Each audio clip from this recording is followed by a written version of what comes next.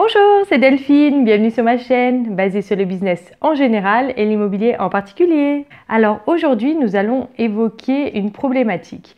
Lorsque vous êtes propriétaire seul de votre résidence principale et que vous souhaitez avoir un futur projet à deux, qu'est-ce qui est le mieux de faire?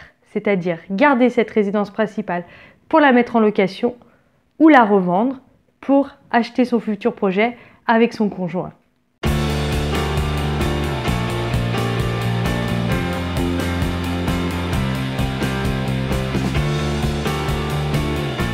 Alors dans ces cas-là, quelle option s'offre à nous?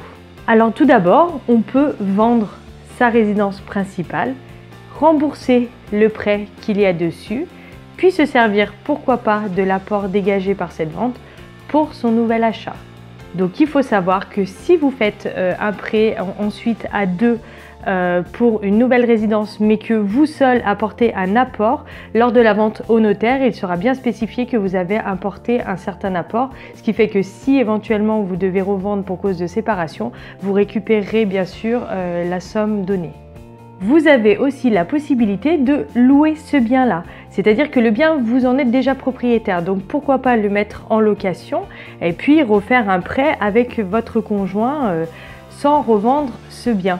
Alors attention, car lorsque vous montrez votre prêt, la banque prendra que 75% du montant du loyer. Alors il faut quand même bien faire attention à ce que le loyer surpasse le prix du crédit pour éviter de vous retrouver avec une dette sur le dos finalement.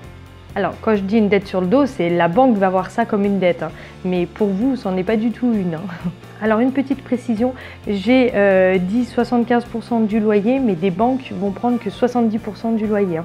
Ça dépend quelle banque, hein, donc voilà, il faut quand même être prudent. En fait, il n'y a pas vraiment de solution prédéfinie, c'est vraiment à voir suivant la situation de chacun et suivant ce que vous voulez faire ensuite.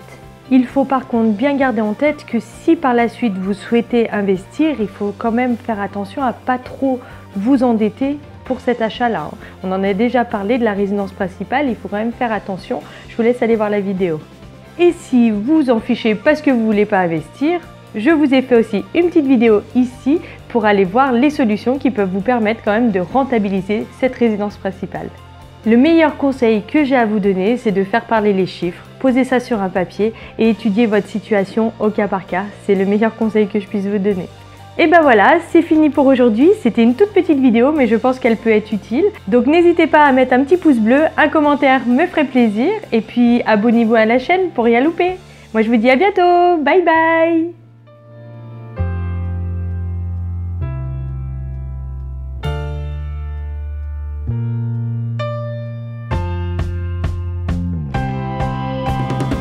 J'avais déjà tout noté, je suis trop forte. Je pensais que j'avais déjà, et je venais d'y penser, mais non.